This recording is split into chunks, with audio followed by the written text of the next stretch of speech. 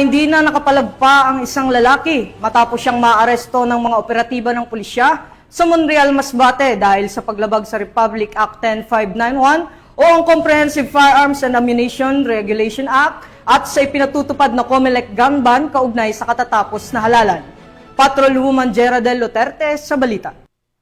Isang lalaki sa Barangay Famoso, Monreal, Masbate dahil sa paglabag sa Republic Act 10591 o ang Comprehensive Firearms and Ammunition Regulation Act kaugnay ng umiiral na COMELEC gun ban alinsunod sa Resolution number 11067. Kinilala ang suspect sa alias na Mike, 31 taong gulang, binata, isang caretaker at residente ng Sitio Kaonggo, Barangay Rizal, Monreal, Masbate. Batay sa ulat, nakatanggap ng tawag ang Monreal Municipal Police Station hinggil sa isang kaguluhan sa lugar.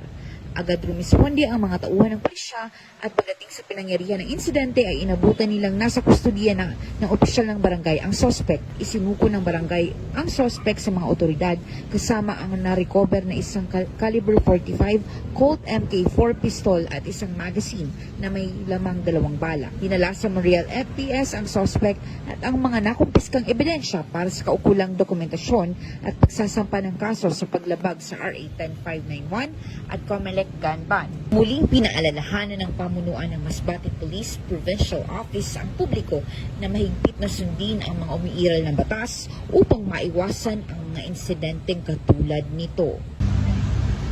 Mula dito sa Legazpi City, Albay, ako ang inyong PNN correspondent, Patrolwoman Jera Del Luterte, alagad ng batas, tagataguyod ng Balitang Pulis.